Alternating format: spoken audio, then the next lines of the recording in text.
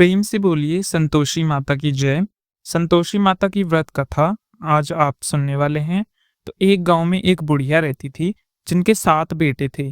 6 बेटे कमाने वाले थे और एक बेटा निकम्मा था। बुढ़िया माई 6 पुत्रों का जूठा 7वें पुत्र को दिया करती थी। 7वां पुत्र एक दिन अपनी पत्नी से बोला, देखो मेरी माता मुझ पर कितना प्रेम करती हैं। वह बोली, क्यों नहीं, सबका जूठा बचा हुआ तुमको खिला देती हैं।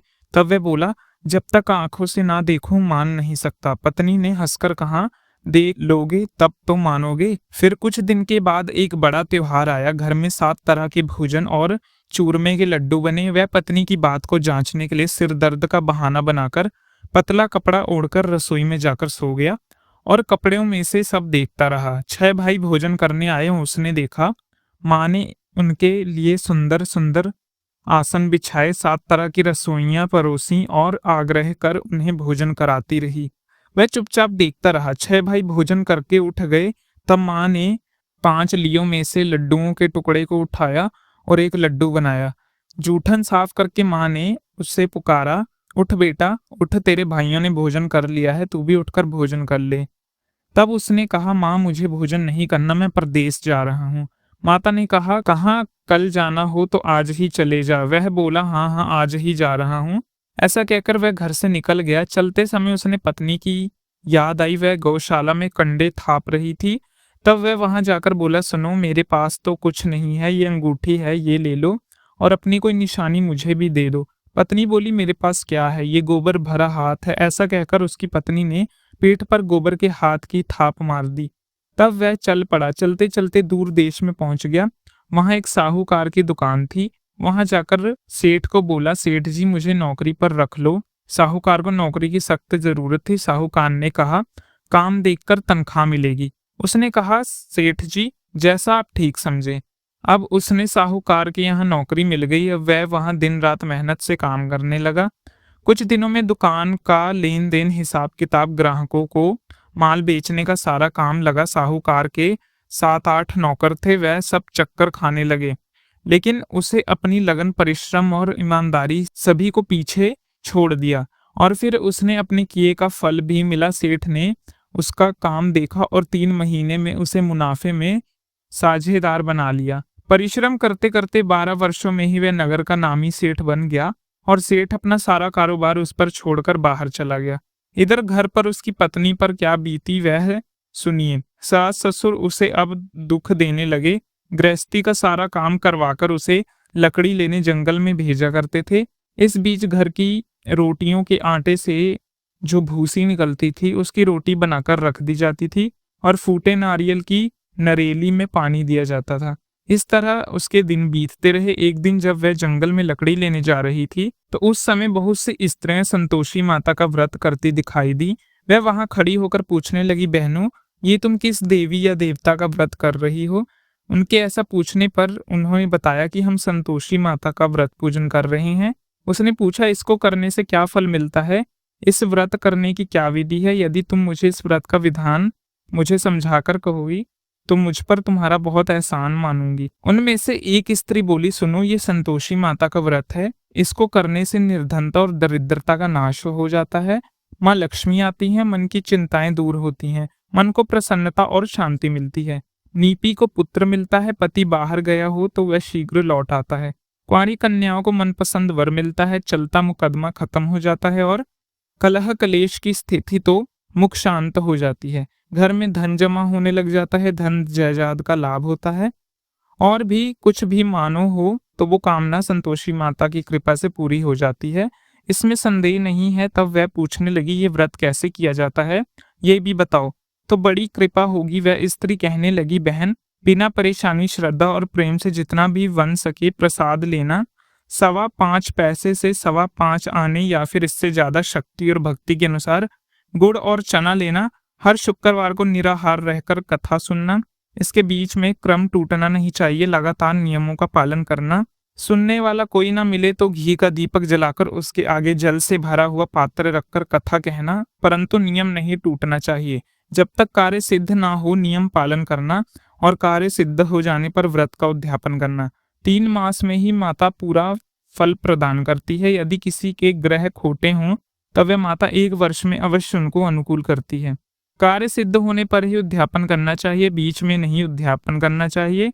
बीच में 2.5 सेर आटे का खाजा और इसी के अनुसार खीर और चने का साग बनाकर 8 बच्चों को भोजन कराना है। जहां तक मिले देवर, जेठ, भाई, बंधु या कुटुंब के लड़के लेना, ना मिले तो रिश्तेदार और पड़ोसियों के लड़के को बुला लेना, उन्हें भोजन कराकर यथाशक्ति दक्षिणा देकर माता का नियम पूर्वक ध्यान करना। उस दिन घर में कोई खटाई ना खाए, ये सुनकर वह वहां से चल पड़ी। रास्ते में लकड़ी के गट्ठर को उसने बेच दिया और उन पैसों से गुड़ चना लेकर माता के व्रत की तैयारी करने चली गई। रास्ते में संतोषी माता के मंदिर में जाकर वह माता के चरणों में लेट गई और विनती करने लगी, मैं दीन हूँ, निपट मूर्ख हूँ, व्रत का कोई भी नियम नहीं जानती, मैं बहुत दुखी हूँ, हे माता मेरे दुख दूर करो, मैं तुम्हारी शरण में हूँ। संतोषी माता को उस पर दया आ गई और एक शुक्रवार बीता कि दूसरे शुक्रवार ही उसके पति का पत्र आया और तीसरे शुक्रवार को उसका भेजा हुआ पैसा भी आ पहुंचा।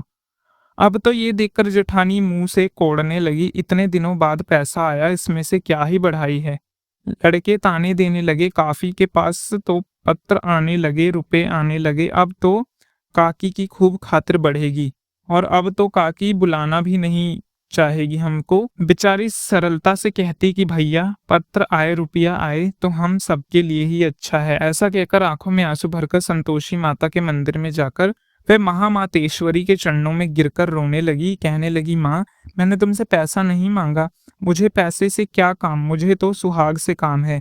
माँ मैं तो अपने स्वामी के दर्शन और सेवा मांगती हूँ। तब माता ने प्रसन्न होकर कहा, जा बेटी तेरा स्वामी भी जल्द आएगा। ये सुनकर खुशी से बावली होकर वह घर आकर काम करने लगी। अब संतोषी माता विचार करने लगी, इस भोली भाली पुत्री से मैंने कह तो दिया कि तेरा पति शीघ्र आएगा, कहाँ से, वह तो इसे स्वप्न में भी याद नहीं करता, उसको इसकी याद दिलाने के लिए तो मुझे ही जाना पड़ेगा।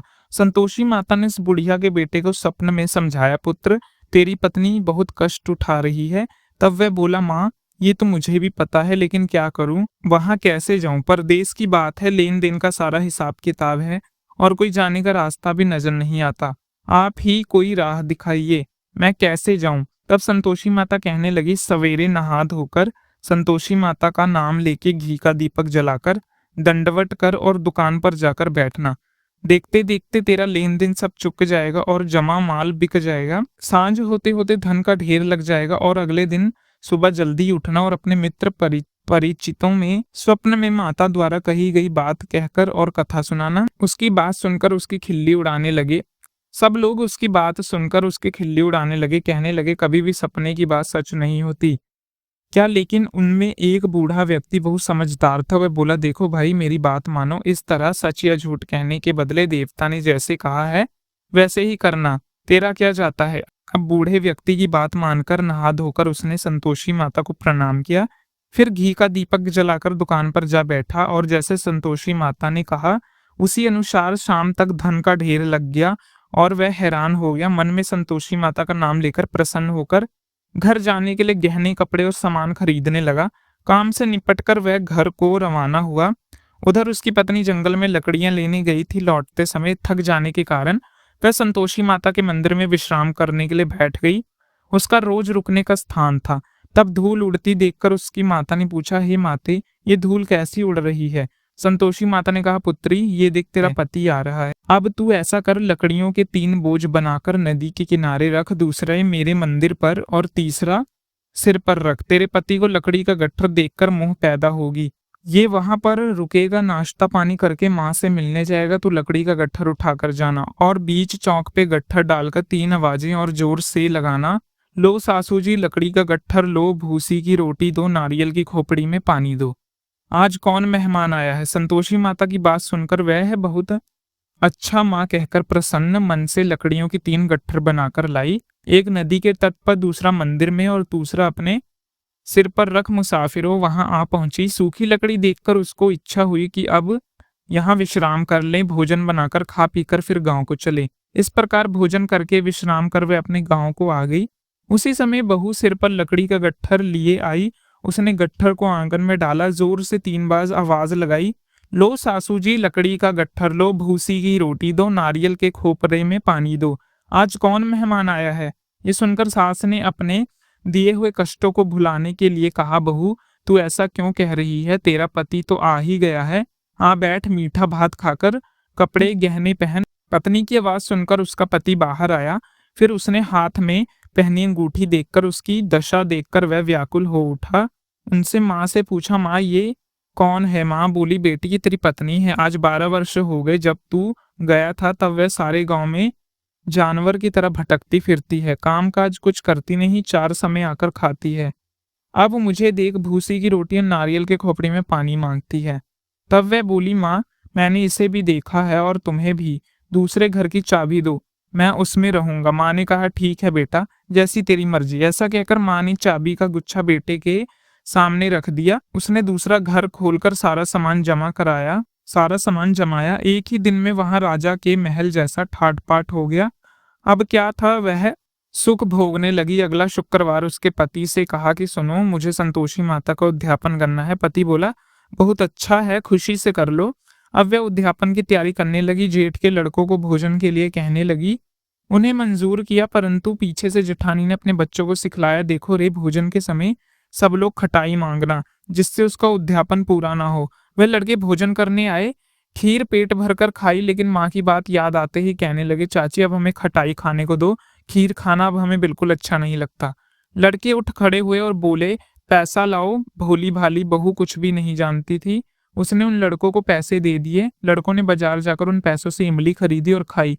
ये सब देखकर अब बहू पर संतोषी माता का कोप हुआ। राजा के दूत उसके पति को पकड़कर ले गए। जेठानी कहने लगी, अब सब पता चल जाएगा जब जेल की रोटी खाएगी। बहू से ये वचन सहन नहीं हुए। वह संतोषी माता के मंदिर गई और कहने लगी, माता आपने क्या किया? हंसकर आप मुझे क्यों रुलाने लगी? संतोषी माता बोली, पुत्री तूने मेरा व्रत भंग किया, इतनी जल्दी सारी बातें भूल गई? बोली, माँ मैं तो कुछ नहीं भूली हूँ, ना ही मैंने कोई अपराध किया, मुझे तो लड़कों ने भूल में डाल दिया, मुझे क्षमा कर दो माँ। माँ बोली, ऐसी भूल भी कहीं होती है? बोली, अब कोई भूल नहीं होगी। अब बताओ मेरे पति कैसे वापस आएंगे? संतोषी माता बोली, पुत्री जा, तेरा पति तुझे रास्ते में ही आता मिलेगा। वह मंदिर से निकलकर बाहर आई तो रास्ते में अपने पति को आता देख उसने पूछा, कहाँ गए थे? तब वह बोला, इतना धन जो कमाया है उसका राजा ने कर मांगा था, उसी को भरने गया था। तब वह प्रसन्न होकर बोली, अच्छा भला हुआ, अब घर चलो। फिर अगला शुक्रवार आया। वह बोली, माता को उद्यापन करना है। पत्नी का, ठीक है करो। फिर वह जेठों के लड़कों से भोजन करने के लिए कही। जेठानी ने लड़कों को फिर सिखा दिया कि पहले की तरह खटाई मांगना। अब की बार लड़के भोजन करने बैठे। भोजन करने से पहले ही कहने लगा, मैं खीर पूड़ी अच्छी नहीं लगती, जी घबराता है, खटाई खाने को दो।